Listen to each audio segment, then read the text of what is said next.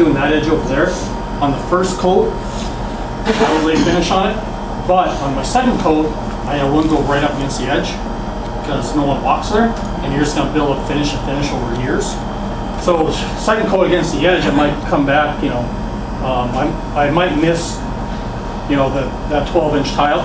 So, but for this job, I'm just going to do the whole thing again. But like I said, against my edges, I might do them on every other coat against the edges.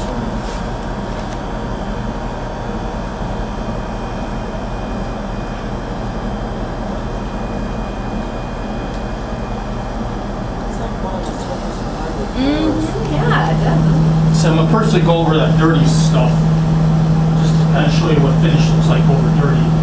Finish that you wouldn't, if you happen to miss with the stripper, then lay finish over tubs.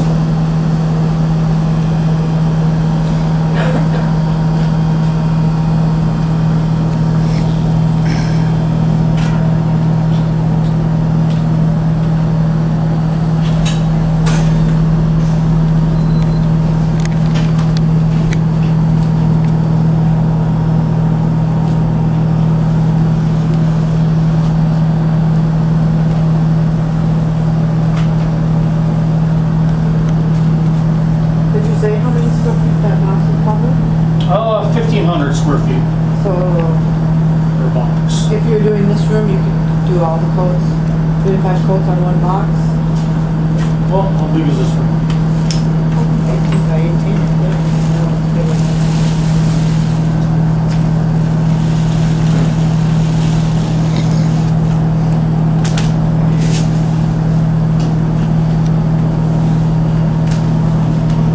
Just if you do the tiles, you would have to do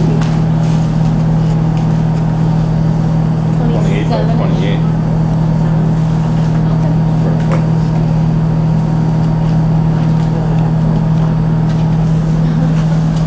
That's it. And again, the waiting game will let it dry. Like I said, when you're ready this whole room, you know, when you're laying finished, you don't want to lay the whole room in one area or one shot. But against the edges, you want to stay away every other time you lay finish. At this point, we're just building up the layers, and said most time, with Amplify, I go 3 to 5 coats. It just depends on, if it looks good after 3 coats, I'll leave it. If you gotta add another one, that's the one. You ever had to change a room around where you know like there's a high traffic area? You kind of identify that and then give that an extra coat beyond, or just the whole room gets whatever you get? Nope, I just lay it all evenly and I'll go over a couple of these other machines with the pads. There's a few pads over there I brought to whatever. I'll bring them over here. So there's pads in this trailer. The green and blue pad are almost identical. You feel the aggressiveness of them, they're almost the same. Those are more for like a deep scrub and recoat. So the kind of deep scrub and recoat is after once you strip the floor and you got 3 to 5 coats on there, maybe the year after or 2 years later, you wouldn't have to strip it out again and lay finish. You could just do a deep scrub, which would take a layer or 2 off the top coats and then lay another coat or 2 on top of that. So with those, you would use that low speed machine with a product like Hot Springs, which is kind of like a mild stripper. So you would do the same concept as stripping it, but you wouldn't go as deep down. It'd be a deep scrub, where you put the Hot Springs on there, let it sit for 10 minutes, use a blue or green pad, scrub the top layers off, and then add 1 or 2 coats of finish on there. And it's a lot easier process than having to go through the stripping and all that stuff. So, but it's a called a deep scrub and recoat, and that's what those pads are for. Example of where a facility that would have that kind of a surface put on the floors. Okay, it'd be like this. So say if we come in here and strip out this whole floor, we could come back next year, like obviously probably the top 2 layers are gonna have scratches in them, look dirty. You could just use those pads with that machine and just do a deep scrub, and then just lay a new coat or 2 on top of that, and then you'd be done. So you don't just chemically remove the old wax, whatever, you just leave it on, but just bring it scrub down a little bit. Top 2 layers off. This is more like a hog's hair pad, they call it. Natural hair. A little use that like on a high-speed burnisher, they call it.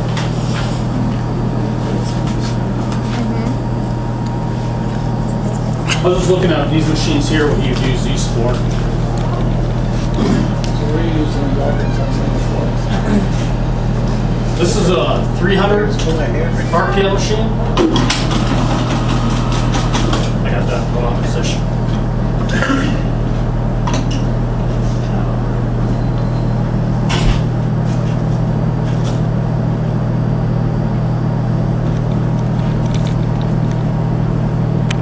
I just got a blade pad on there, which is a polishing pad.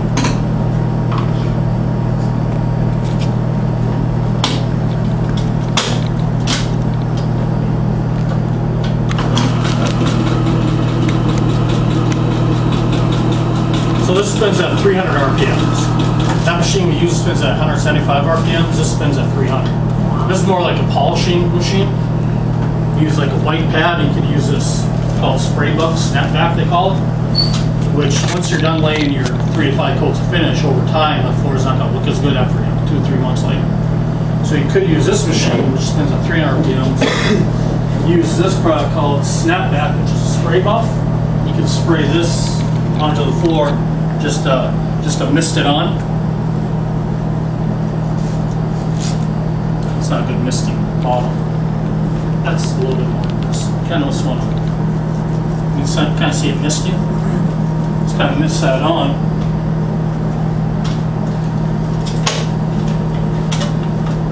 I'm not sure what. Shouldn't bounce that much. Yeah.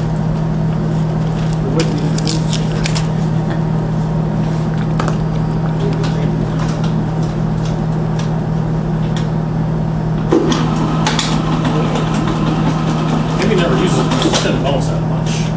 Not sure if the pad holder's bad on it or what.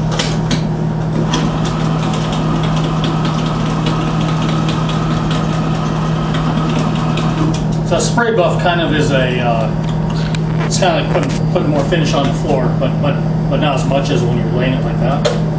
So you're kind of adding finish onto the floor once your floors start to go downhill after a few months.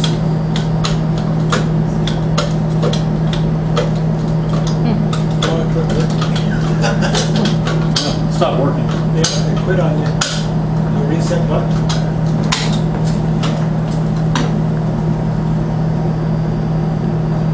You need one to do that dog or the hell time finding the reset button. Blow a fuse. Looks like your plug all the way in. They're up here.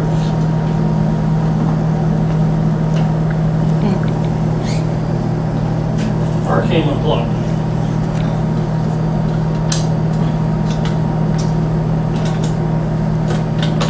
There it is.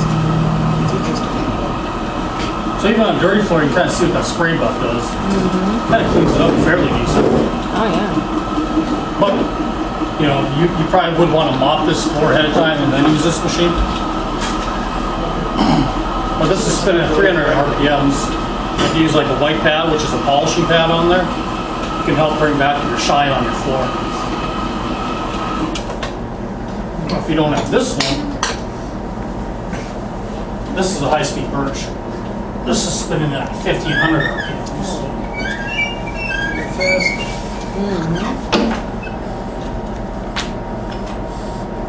Yeah, it's got 4 wheels. That must be more powerful to handle. Well, these are easy to handle, actually. The thing is, you don't want to sit in one spot with this. Because if you sit in one spot with 1500 RPMs going, you might put donut holes in your floor and those won't come out. So the key with this one is just to keep it moving. But they're easier to handle than actually those little speed machines.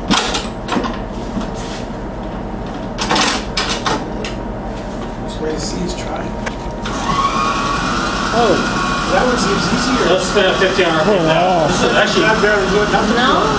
The other one's jumping over it, but I think I I think because you're controlled, you got the wheels are still in contact with the ground, so you got a lot that. easier. Yeah. so this, Oh yeah, the front wheels are still down. I thought you took all the wheels off. this is called high-speed burnisher, so you use a burnishing pad. You could use a white pad like that on there, an aqua blue one I got on there. He's got that hog's hair one, that white one with some hair in it. could use that on there. Don't use like a blue pad or that green one on these. Don't use that. Even those red ones are kind of aggressive for high speed. I would stick with a burnishing pad. So this is, on this one I got the aqua blue one on there. It's pretty soft. You can use a white one, which is soft, the Hog's Hair one. That would be a lot easier to use that machine. Yeah, so with this floor, if it looks like this, obviously you probably want to clean it first before you use something like this. Clean the floor really good, and then this is supposed to help bring back the shine, you know, because it's spinning 50 on RPMs, so you're kind of smoothing the whole floor out over time.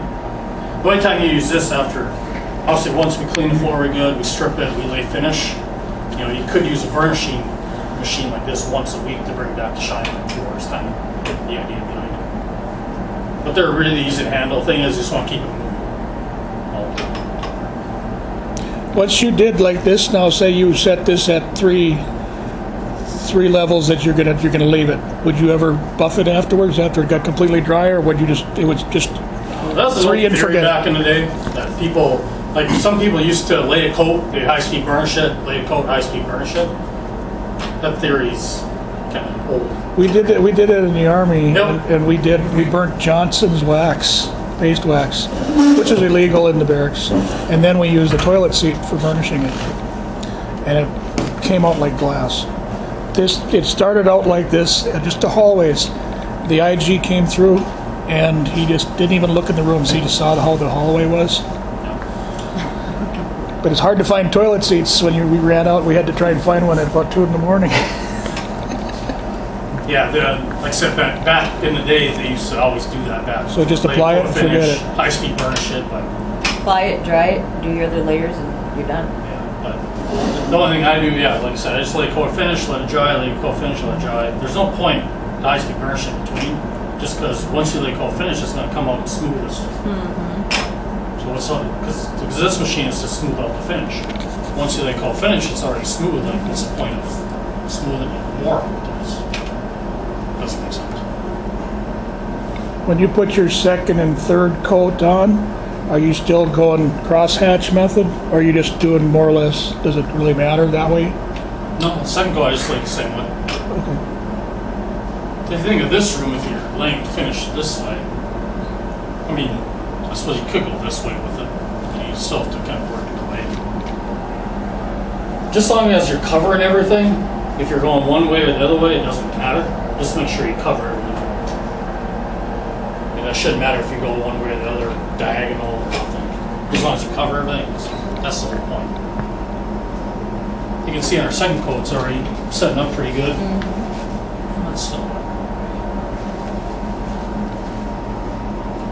Like I said, at this stage, you could prop that fan up in your corner and dry your room out quicker.